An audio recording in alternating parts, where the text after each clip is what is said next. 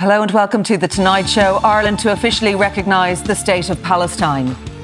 Israel slams Dublin and recalls its ambassador to Ireland. The coalition leaders say the historic move is to help create a peaceful future. Tonight we ask, what difference will it make towards peace and what happens next? And the terrible news from the Holy Land. Pictures of children. Folk music legend Christy Moore will be in studio performing a new song, Palestine.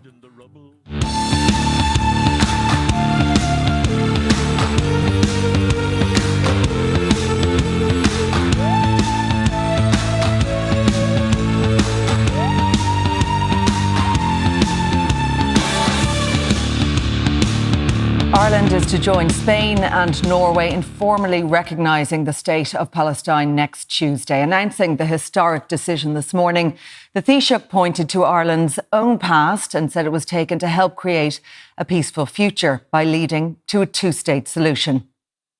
Our message to the free nations of the world was a plea for international recognition of our independence, emphasising our distinct national identity, our historical struggle, and our right to self-determination and justice. Today, we use the same language to support the recognition of Palestine as a state. In response, Israel has slammed the move and instructed the recall of its ambassador. Well, joining me to discuss the implications of today's historic decision are Jennifer Carroll McNeill, Minister of State with responsibility for EU affairs, Dan O'Brien from the Institute of International and European Affairs, Oliver Sears from Holocaust Awareness Ireland, and Owen Jones, Guardian columnist. We're also joined down the line by Daniel Levy, president of the US Middle East Project and a former Israeli negotiator. But first, let's go to Ibrahim Alaga, the Palestinian Irish citizen who fled Gaza last November. Ibrahim, thank you so much for joining us on the programme tonight. You are, of course, back in Dublin several months now, but you have family in Khan Yunis, and today, a big day, as the government announced it would recognise the state of Palestine on May 28th. What's your reaction to that news? It's a great day for me and for all Palestinians around the world, and especially here in Ireland as well. It's a recognition of our sovereignty and our independence over our territories, and hopefully this is a step that hopefully many other countries, especially in the Western world, will follow on. And it also gives us hope that we could be, for example, recognized in international organizations, the UN. Hopefully we will get like a full status as other countries of the world. All right, Ibrahim, and for you personally and for Palestinians, you've mentioned there what it may mean on a world stage, what it may mean for UN membership, but what does the recognition mean in very practical ways for you, for your family and relatives, for Palestinians out there, and in the context of this war? It's a hope for a two-state solution. Self-determination of Palestinian, and hopefully, reaching a ceasefire or stopping the genocide that's happening against our people. Mm-hmm. And also, I think you were saying as well, just on a very practical front, when you have to fill out forms and they ask you, what country you're from, and there might be a drop-down box, you can't find Palestine there.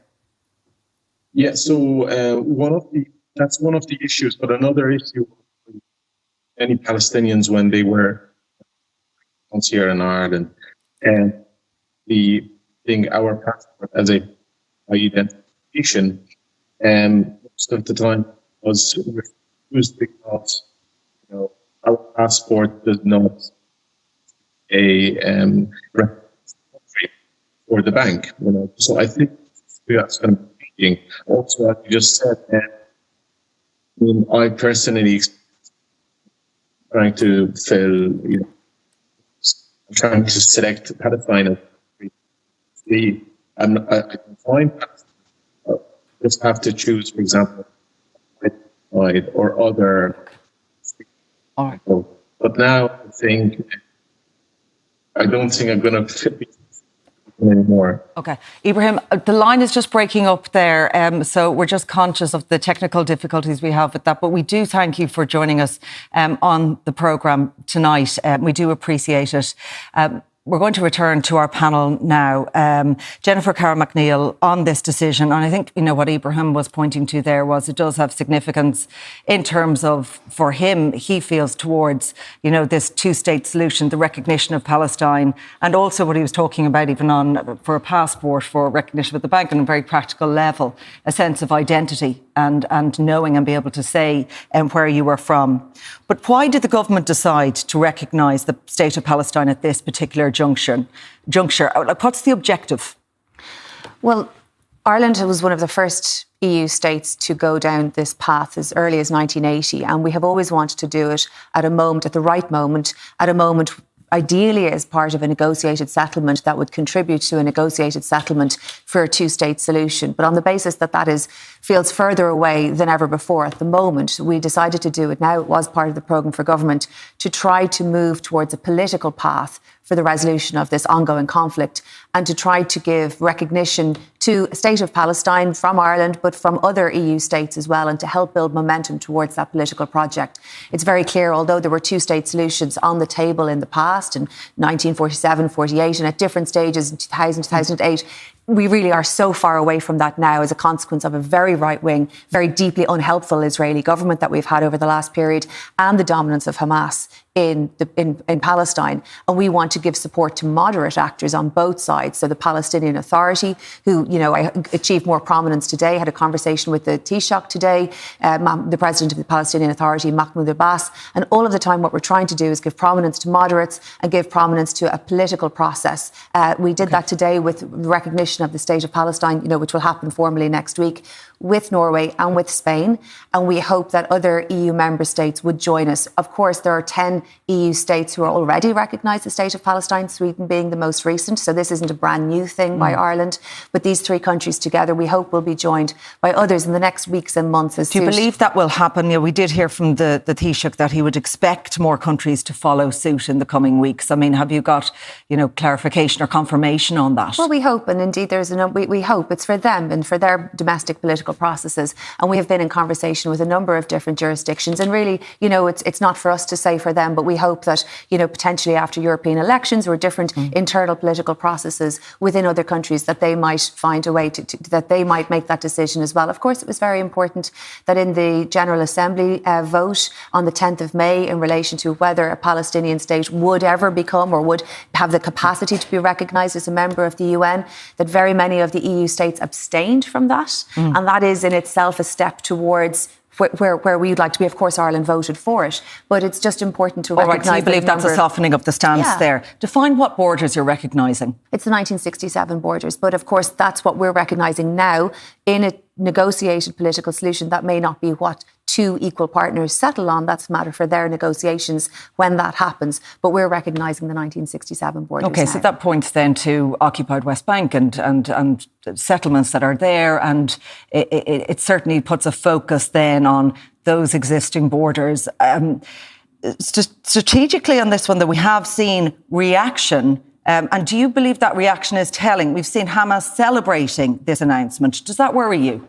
I have nothing to do with Hamas. I condemn them absolutely unequivocally. Their actions up to the 7th of October, on the 7th of October, and indeed their continued aggression against Israel and Palestinian people. They are a terrorist organisation that the Irish state is very much against. So are you worried when you see them celebrating this announcement, seeing it as a win? And for them, we have nothing to do with Hamas. What we want to do is recognise the moderate Palestinian Authority and to give recognition to the millions of Palestinian people who want self-determination, as Irish people wanted self-determination, to enable the state of Palestine to sit as equal partners as the political process continues. But it is in no way, Irish state wants nothing to do with Hamas. Of course, Israel has condemned the government decision, saying that what it's doing is rewarding terror. Does it indicate to you, all of this reaction on both sides, how this is being used politically? And are you concerned that it's a divisive move, potentially, rather than a unifying one? No, I'm not. I'm not concerned about that. This is something that the Irish state has signalled it wants to do in the right way and at the right time for a very, very long time. We're recognising a people, a nation as a state. We're not recognising any individual government. And it's important to say that we take that view with other states that we don't, we wouldn't have regard for their leadership at the moment, whether it's Venezuela or Nicaragua. We recognise a state. And this is a people and a nation who have been looking for self-determination for a very long time. And Ireland is one of the earliest supporters of that, but has always wanted to do it at what we believed was the most helpful moment. If it couldn't be done as part of a political process, an already established political process, then we were going to do it if the territory was being threatened or if a two-state solution was moving further away off the process. We believe both of those criteria have been met and that this is a step towards moderation. That is our firm, very genuine belief. This is not an attempt to be divisive. This is not a statement against Israel. What we would like to see is two states that are secure and safe. And it's important to recognise that Mahmoud Abbas, the president of the Palestinian Authority, also believes in a safe and secure Israel. And that is the only way, respecting both states, where we can get to a political solution. OK, Oliver Sears, Holocaust Awareness Ireland, to bring you in on this. And we had announcements from several countries today, from Spain, from Norway too. The Spanish Prime Minister Pedro Sánchez, in making his country's announcement recognising Palestine, said this move is not against Israel, it's not against the Jews. Do you see it differently? I do see it differently. First of all, I've been in favour of a two-state solution forever. I think it is the only practical solution, and the Palestinians must have their own state. What I'm really concerned about is the timing here. I think that essentially it seems a little bit like grandstanding to me. I think that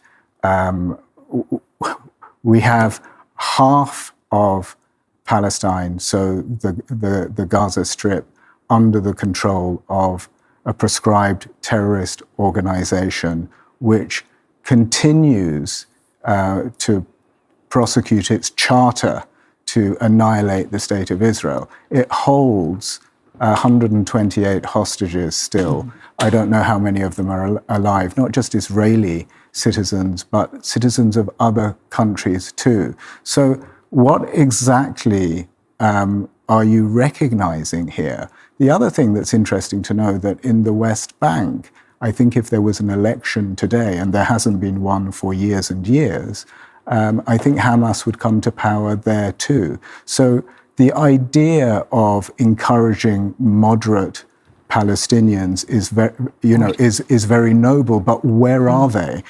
Equally, Israeli society has become hugely polarized, and I don't see this as a solution that will end this war. I think it's played into the hands of Hamas and it's played into the hands of Netanyahu, the two entities that essentially have nothing to gain by ending this war. OK, but are you linking Hamas with the Palestinian people? And is it fair that the government in charge defines whether you're worthy of statehood? No, it doesn't. But in order for peace to come to this region, there's going to have to be a peace process. For the peace process to begin, the war needs to end. So one has to talk about practicalities here. And if all you have done is give a victory to Netanyahu and a victory to Hamas, you are further away from that position. Yeah, interesting that we heard from Norway's Prime Minister saying you can't have peace in the Middle East without the recognition of the state of Palestine. How can there be progress before that two-state solution you said you'd like to see if there is no formal recognition of a Palestinian statehood here? I understand, but I think that it is at this juncture, it really is more symbolism. Okay. That's my issue. All right. Owen, on this front, I mean, and I know we've heard from Oliver taking issue with the timing around this. Do you think it's a good time to recognise the state of Palestine, to take the stance that the Irish government has today in conjunction with Spain and Norway? Look, I think Ireland should be deeply proud of their action. I'm proud to be in Ireland when Ireland has taken this action, I think informed by its own history, if you don't mind me saying so, at the receiving end of what my country did to Ireland, including colonisation and starvation. Ireland knows what it's like to suffer oppression. In terms of the timing, it's never the right time, is it? we've had now decades of a vice gradually asphyxiating the very rights of the Palestinian people to exist as a nation. That goes back decades. 1948, the Nakba, 750,000 Palestinians driven from their homes, 15,000 of them slaughtered. Most of the people who live in Gaza today, over 80%, are the descendants of those refugees. 1967, again, ethnic cleansing.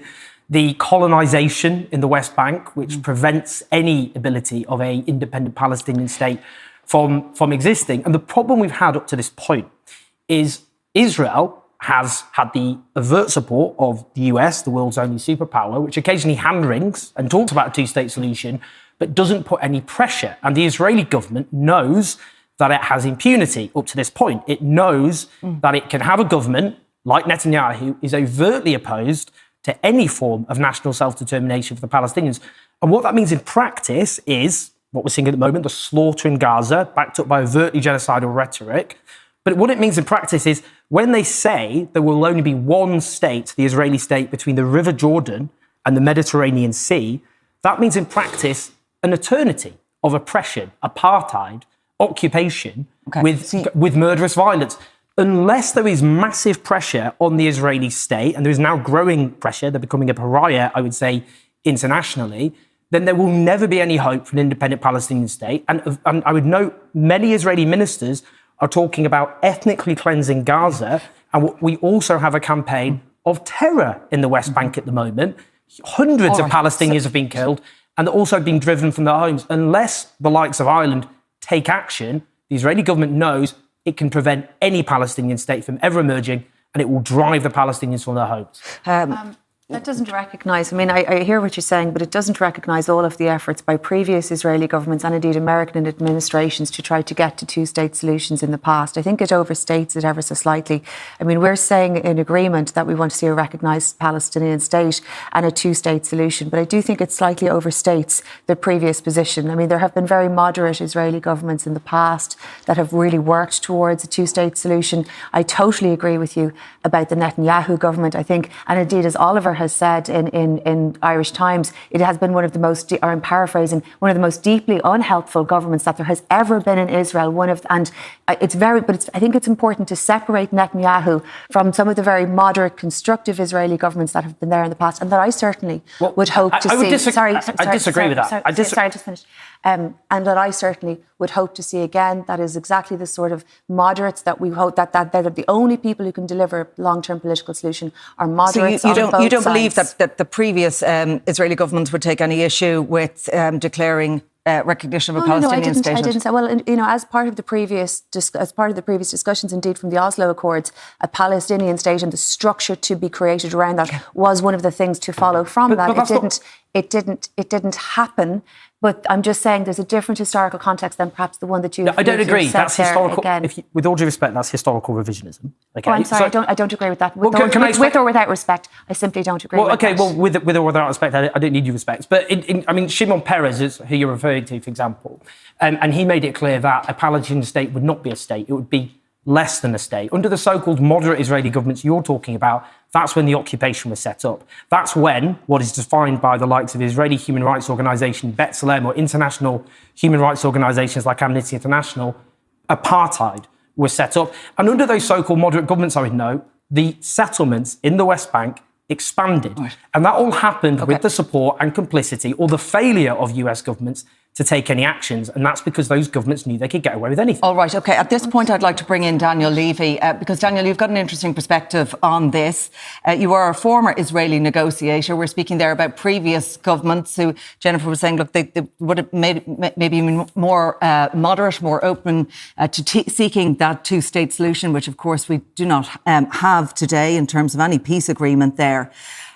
What do you make of this announcement, this recognition of a state of Palestine, and Israel's warning that it will fuel extremism and instability?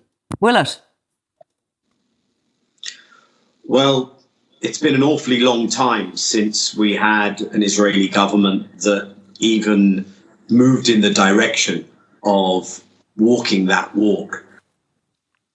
The move taken by Ireland, and first of all, I commend the Irish government on this act of solidarity, in terms of timing, had this have happened on October the 8th, I would say that was a bit off.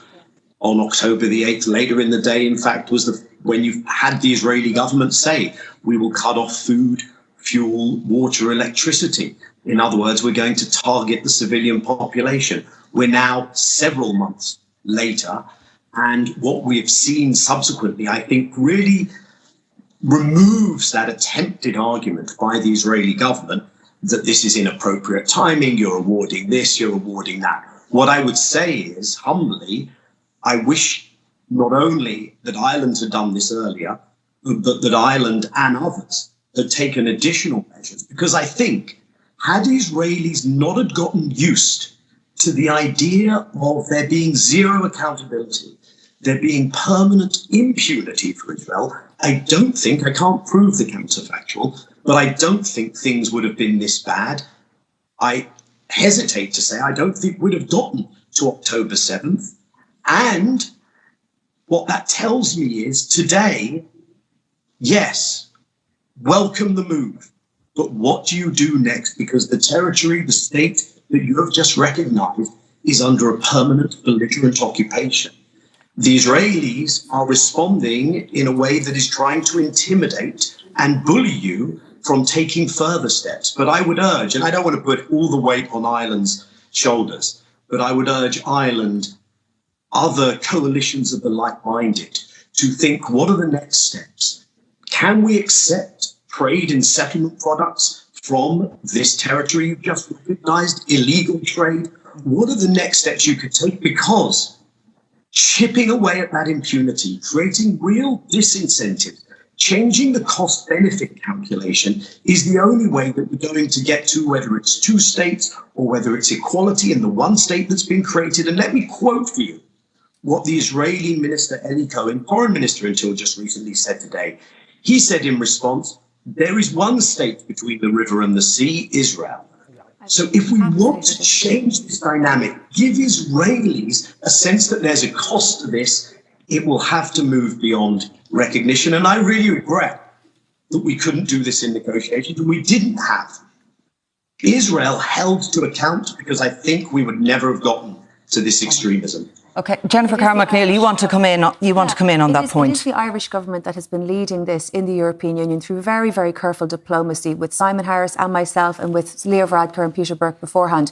At the last European Council meeting, there was unanimous agreement on the language about an immediate ceasefire. That was not the case even the previous month or the previous months before that. And it is the careful diplomacy of Ireland. But could you have done it sooner? Union. Could we have done it sooner? No, we wanted to have as many countries come with us as possible. We also wanted to wait until after the General Assembly vote on the 10th of May. We are also the country that has asked for in the emergency situation that we are in now. The EU trade. Sorry, let me finish. That the EU trade agreement. It is Ireland that is discussing that, and that Simon Harris brought up at the European Council. So, I appreciate we have slightly different perspectives, but it is Ireland that is doing this on a day-to-day basis, working within the diplomatic structures to advance this position. And it is Ireland, Norway, and Spain that has taken this very important decision today to recognise next week. And we do hope, and we continue to speak with others about their recognition as well. So we really are, absolute leaders on this. And the Irish people should know that. And you have, as you have said, be very proud of that today. And we'll come back to the next steps that Daniel Levy was talking about. But I want to bring Dan O'Brien here in on this now. And Dan, do you believe that this move will do more harm than good for Ireland? Do you believe that there will be a fallout, or that there is an opportunity here to take more action and to follow on as what Daniel has pointed to there? Well, let's just start that there are most countries in the world, nearly 150, recognise Palestine as a state. And that has happened gradually over decades. What has happened over that period? It's actually gone the other way in terms of a two-state solution. So there is no evidence anywhere that recognising Palestinian statehood by other countries has an impact on that conflict. So if anybody can provide evidence of that, I'd love to see it. But in fact, it looks as though it's going the other way. So I'll just make that point. Second point is that we in Ireland are not good at talking about downsides and risks from things. So we had a property bubble. The Taoiseach of the day told people to kill themselves if they were worried about those risks. Then we've more recently, or over a long term, uniquely neglected our security and defence. We are the most undefended country in our region. it'll be fine. We don't need to worry about who'd attack us. And again, more recently, we haven't had a debate about immigration. Immigration is a complex social phenomenon. It has positives, it has negatives. We haven't spoken about the negatives in polite society because it was viewed as being terrible, you couldn't do that. And now it's exploded into the public consciousness. So I'm saying you need to have a look at the risks and the downsides of a policy. So what about our forces in Lebanon? Are they at greater risk because we've taken this decision?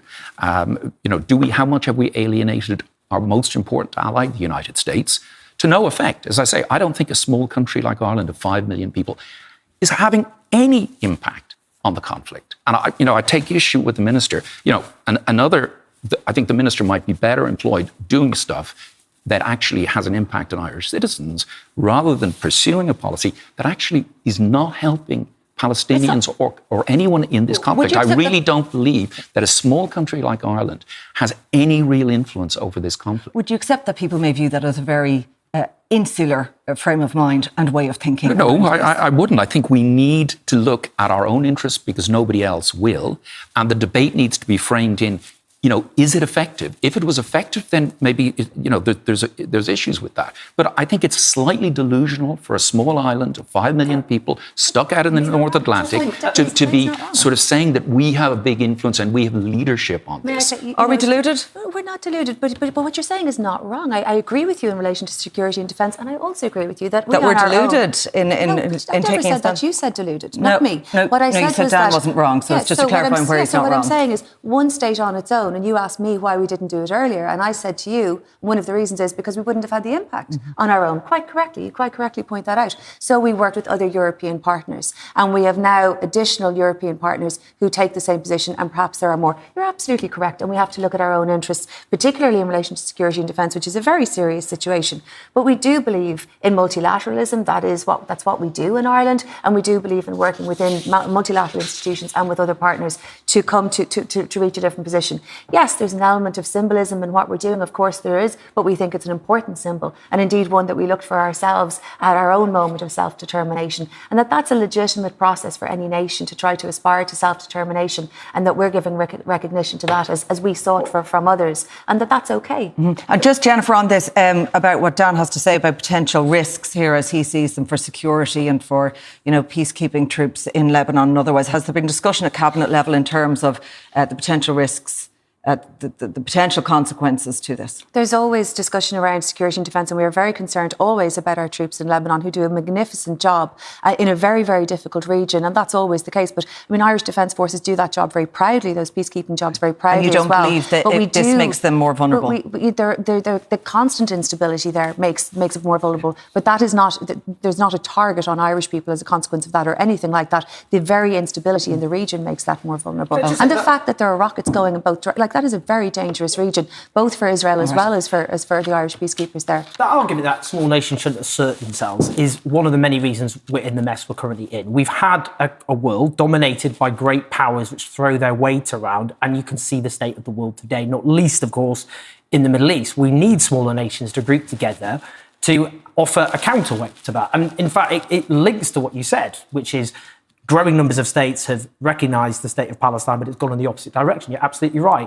That's because of toothlessness. Israel has quite correctly... Could it not be just because this is a very deeply intractable conflict that has spiralled, the cycle of violence has gone downwards? It's not because other people are to blame. Can I answer that? It is a region of the world, the most complex region of the world.